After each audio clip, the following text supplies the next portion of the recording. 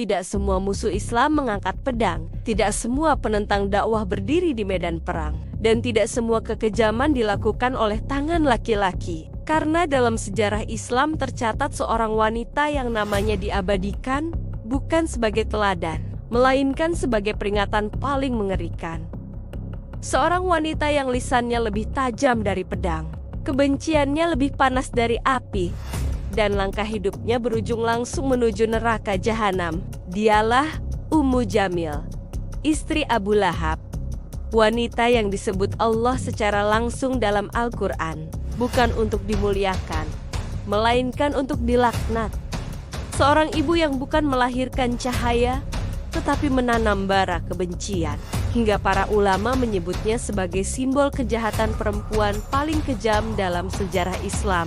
Dan kisahnya bukan sekadar cerita masa lalu, melainkan cermin tentang bagaimana kesombongan, iri hati, dan kebencian terhadap kebenaran dapat menyeret manusia ke dalam kehinaan abadi.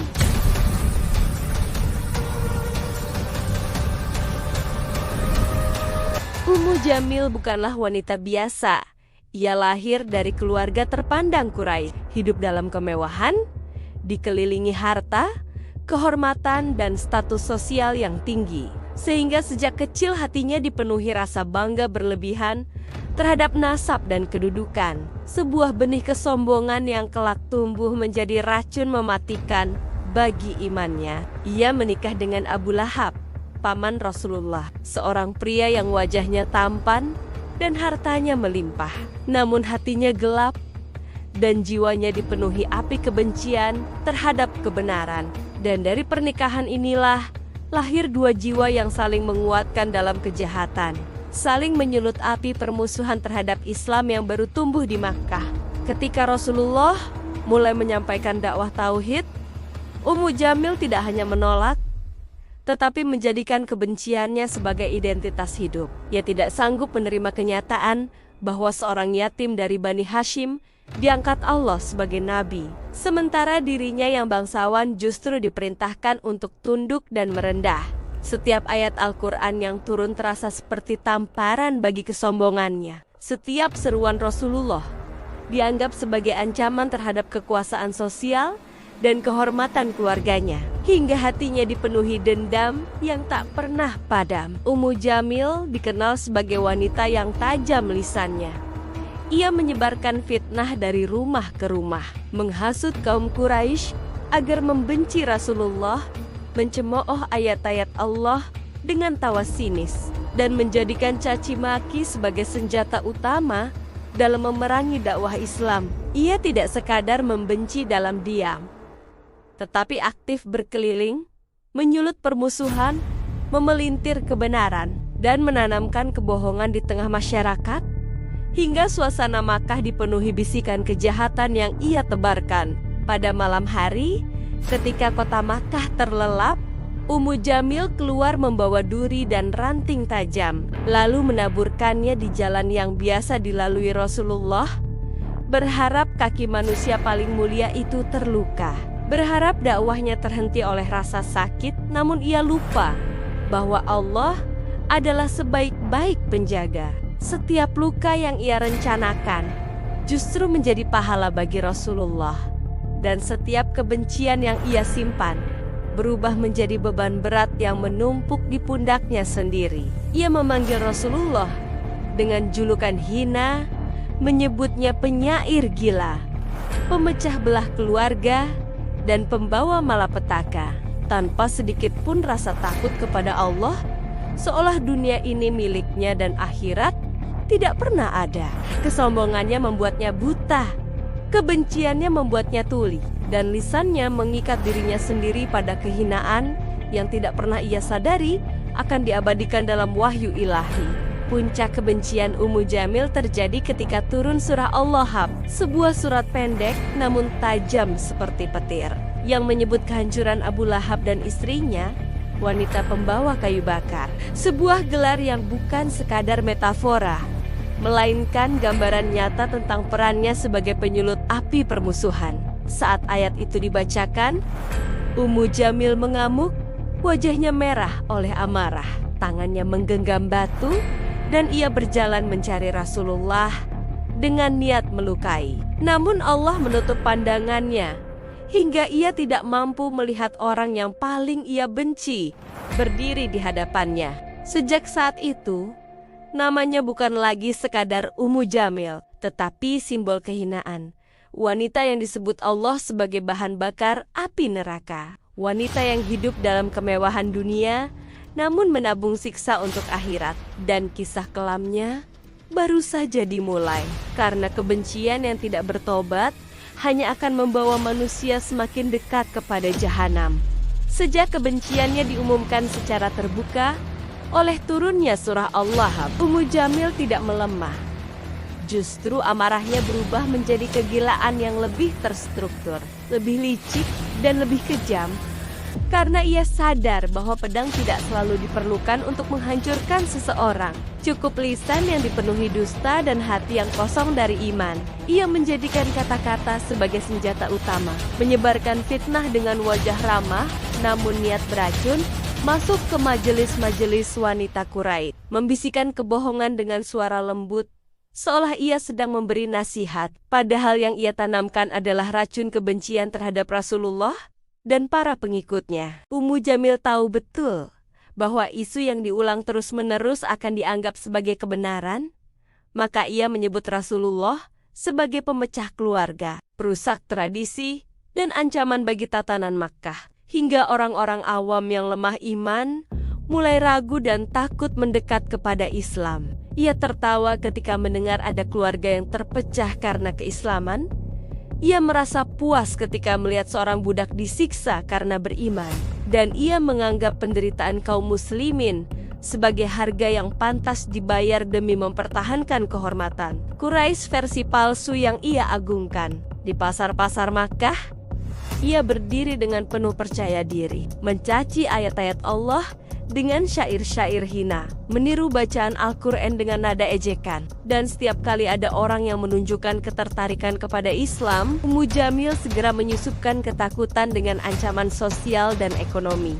Ia berkata bahwa siapapun yang mengikuti Muhammad akan diusir dari kabilahnya, diputus nasabnya, dan kehilangan perlindungan. Sehingga banyak jiwa lemah yang mundur, bukan karena tidak yakin, tetapi karena takut pada tekanan yang ia sebarkan. Ummu Jamil tidak hanya menyerang Rasulullah secara langsung, tetapi juga menghantam para sahabat dengan fitnah.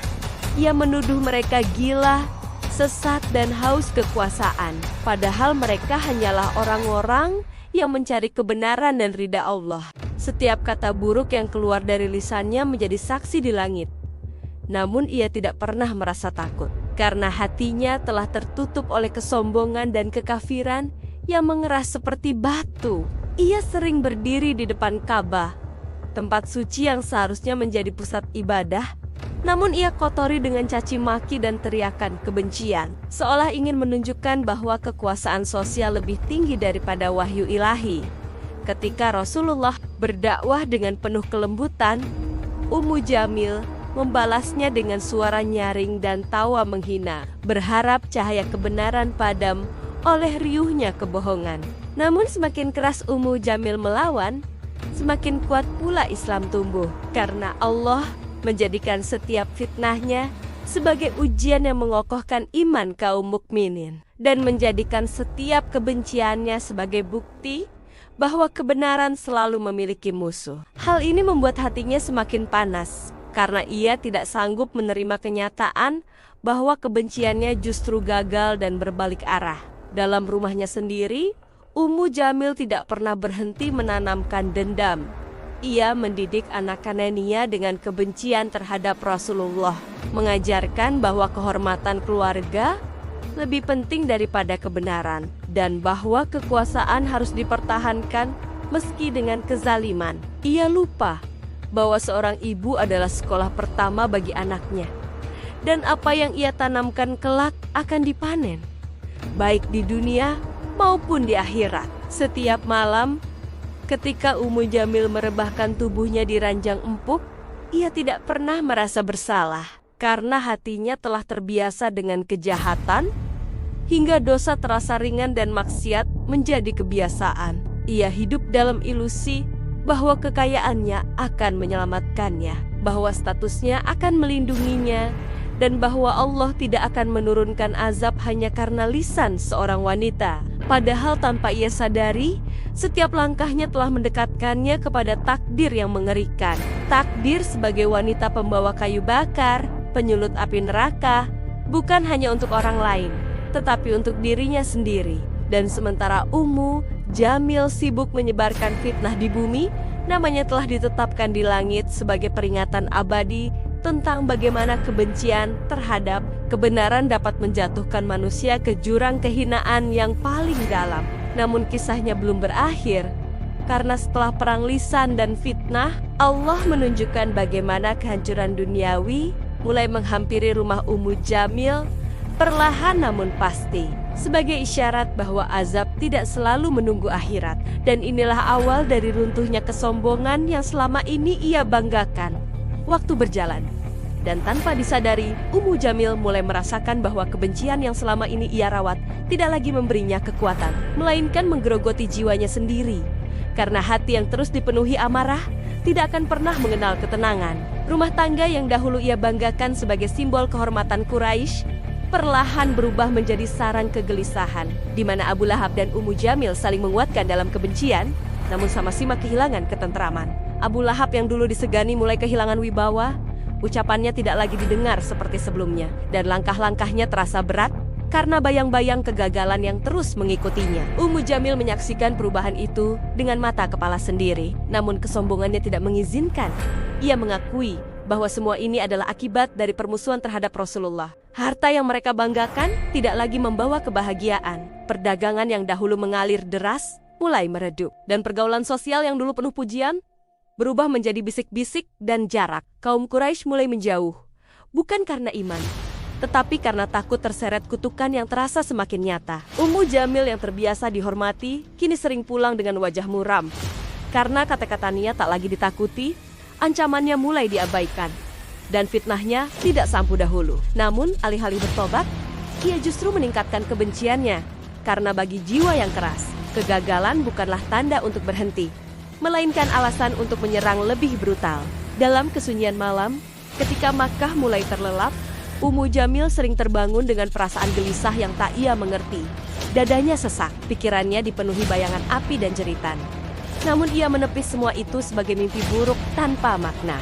Ia tidak sadar bahwa kegelisahan adalah bahasa hati yang menolak untuk mati sepenuhnya. Meski terkubur di bawah lapisan dosa, anak-anaknya tumbuh dengan hati yang keras, meniru sikap orang tua mereka. Namun kehidupan tidak selalu berpihak pada orang yang membesarkan diri dengan kebencian. Sedikit demi sedikit, mereka kehilangan arah, terjebak dalam konflik, dan tidak pernah merasakan keberkahan. Karena rumah yang dibangun di atas permusuhan tidak akan pernah kokoh. Ummu Jamil mulai merasakan kehinaan yang paling menyakitkan. Bukan hinaan di lisan orang lain, tetapi runtuhnya harga diri di dalam hati sendiri. Ia melihat wanita-wanita lain yang dahulu ia anggap rendah, justru hidup lebih tenang. Sementara dirinya yang kaya dan terpandang justru dihantui kecemasan tanpa sebab. Pada saat-saat tertentu, ayat Al-Quran yang pernah ia ejek terngiang di telinganya, terutama kalimat tentang api neraka dan pembawa kayu bakar, membuat tubuhnya bergetar meski ia berusaha menyangkal. Namun sekali lagi, kesombongan menutup pintu taubat, dan ia memilih menertawakan ketakutannya sendiri. Abu Lahab jatuh sakit, tubuhnya melemah. Wajahnya yang dahulu bersinar oleh kebanggaan, kini dipenuhi ketakutan. Dan Ummu Jamil menyaksikan secara langsung bagaimana kekuatan dunia runtuh tanpa bisa ia tahan. Ia tidak memeluk suaminya dengan harapan kepada Allah, melainkan dengan amarah dan penyesalan yang tercampur. Karena semua yang ia banggakan kini berubah menjadi beban. Saat kematian semakin dekat, tidak ada doa, tidak ada harapan, tidak ada penyesalan yang tulus. Hanya ketakutan yang membeku dan keheningan yang menyesakkan. Ummu Jamil berdiri di tengah reruntuhan kehormatan yang pernah ia banggakan, namun tetap menolak untuk menundukkan kepala kepada kebenaran. Dan dari sinilah kisah Ummu Jamil bergerak menuju babak paling mengerikan. Karena setelah kehancuran dunia, Allah membuka tirai tentang kehinaan akhirat. Sebuah takdir yang telah disebutkan secara jelas dalam wahyu, dan tidak pernah bisa dihindari oleh siapapun yang mati dalam kesombongan dan kekafiran. Hari-hari terakhir Ummu Jamil tidak diisi dengan ketenangan seperti yang sering ia pamerkan di hadapan manusia, melainkan dengan kegelisahan yang terus menggerogoti jiwanya. Karena kematian tidak pernah bisa ditipu oleh harta, status, maupun kebanggaan palsu. Tubuhnya mulai melemah. Langkahnya tidak lagi sekuat dulu, namun lisannya tetap keras, menolak mengakui kebenaran hingga hembusan napas terakhir. Ia mendengar kabar wafatnya Abu Lahab dalam keadaan hina, dijauhi orang-orang karena penyakit yang menjijikkan, dan tidak ada yang mau mendekat kecuali dengan rasa takut. Sebuah akhir yang seharusnya menjadi peringatan keras bagi siapapun yang masih memiliki hati. Namun bagi Ummu Jamil, kabar itu bukan pintu taubat, melainkan bara baru yang menyalakan amarah dan kebencian yang tersisa. Di saat-saat sakaratul maut, ketika tirai dunia mulai terbuka sedikit demi sedikit, Ummu Jamil merasakan ketakutan yang belum pernah ia rasakan sebelumnya. Napasnya tersengal, dadanya sesak, dan pikirannya dipenuhi bayangan api yang menyala. Tidak ada zikir yang keluar dari lisannya, tidak ada istighfar yang tulus. Karena sepanjang hidupnya, ia telah mematikan rasa takut kepada Allah. Orang-orang di sekitarnya menyaksikan bagaimana wanita yang dulu lantang mencaci Rasulullah, kini terdiam, kalah oleh kelemahan tubuhnya sendiri. Dan pada saat itulah, kehormatan dunia runtuh sepenuhnya. Kematian datang tanpa menunggu kesiapan, dan Ummu Jamil pergi membawa seluruh kebenciannya. Tanpa iman, tanpa taubat, tanpa penyesalan yang menyelamatkan. Namun yang membuat kisah ini berbeda dan mengerikan adalah kenyataan bahwa nama Ummu Jamil tidak terkubur bersama jasadnya. Karena Allah mengabadikan kehinaannya dalam Al-Quran, kitab yang dibaca hingga akhir zaman. Ia disebut sebagai AMM, Latal, A.A.B, wanita pembawa kayu bakar. Simbol orang yang sibuk menyulut api permusuhan di dunia dan kelak akan menyulut api neraka untuk dirinya sendiri. Setiap kali surah Al-Lahab dibaca, setiap kali ayat itu dilantunkan, laknat terhadap Abu Lahab dan istrinya kembali hidup, mengalir menembus waktu, menjadi peringatan keras bahwa permusuhan terhadap kebenaran tidak akan pernah berakhir dengan keselamatan. Ummu Jamil menjadi satu-satunya wanita yang secara jelas dicela dalam Al-Quran, bukan karena kesalahan kecil, melainkan karena kebencian aktifnya terhadap wahyu dan Rasul Allah. Ia ingin namanya dikenang sebagai bangsawan Quraisy, namun Allah menetapkannya sebagai simbol kehinaan. Ia ingin kekayaannya menyelamatkan, namun Allah menyatakan bahwa harta dan usaha tidak berguna sedikit pun. Kuburnya menjadi tempat penantian yang sunyi, sementara namanya terus disebut sebagai peringatan, bukan kebanggaan. Setiap ayat itu dibaca, seolah-olah api kembali disiapkan, rantai kembali dipanaskan, dan siksa kembali ditegaskan. Kisah Ummu Jamil mengajarkan bahwa musuh terbesar manusia bukanlah kemiskinan atau kelemahan, melainkan kesombongan yang menolak kebenaran ketika ia datang dengan jelas. Dan meski jasadnya telah lama hancur, kehinaannya tetap hidup. Bukan karena manusia mengungkitnya, tetapi karena Allah sendiri yang mengabadikannya sebagai pelajaran bagi seluruh umat. Kisah Ummu Jamil sejatinya bukan hanya tentang seorang wanita di masa lalu, melainkan tentang penyakit hati yang bisa hidup di zaman apapun. Karena kesombongan, iri hati, dan kebencian terhadap kebenaran tidak pernah mati, hanya berganti wajah dan cara. Ia hidup dekat dengan Rasulullah, mengenal nasabnya, menyaksikan akhlaknya, dan mendengar ayat-ayat Allah dibacakan dengan jelas. Namun semua itu tidak mampu menyelamatkannya, karena hatinya telah menolak sebelum kebenaran sempat bersemi. Ummu Jamil mengajarkan bahwa pengetahuan tanpa ketundukan hanyalah kesombongan yang disamarkan, dan kedekatan dengan orang saleh tidak akan berarti apa-apa jika hati memusuhi kebenaran. Ia bukan tidak tahu, tetapi tidak mau tunduk, dan disitulah letak kehancurannya. Allah tidak mengazab Ummu Jamil karena sekadar kafir, tetapi karena perannya yang aktif dalam memerangi kebenaran, menyulut fitnah, memecah belah manusia, dan menggunakan lisan sebagai alat penghancur. Ia menjadikan kota-kota sebagai senjata, dan Allah menjadikannya sebagai bahan bakar api neraka. Dalam kisah ini, Allah menunjukkan bahwa dosa lisan bukan perkara ringan, karena satu kalimat dusta bisa menghancurkan iman orang lain, dan satu fitnah bisa menjerumuskan banyak jiwa ke dalam kesesatan. Ummu Jamil menabur duri di jalan Rasulullah, dan kelak ia akan memikul duri yang lebih tajam di akhirat, tanpa ada tangan yang menolong. Kisahnya juga menjadi peringatan bagi mereka yang merasa aman karena harta, jabatan, atau pengaruh sosial, seolah semua itu bisa menjadi tameng dari murka Allah. Ummu Jamil memiliki semuanya, namun tidak satupun yang mampu menyelamatkannya ketika kebenaran datang, dan ia menolaknya dengan angkuh. Allah Maha Adil, namun juga Maha Tegas, dan surah Al-Lahab adalah bukti bahwa ada manusia yang ditetapkan kehinaannya, bukan karena Allah zalim, tetapi karena mereka memilih jalan kebencian dengan sadar dan terus-menerus. Nama Ummu Jamil diabadikan bukan untuk ditertawakan, melainkan agar manusia bercermin dan bertanya pada diri sendiri. Apakah lisan kita menyembuhkan atau membakar?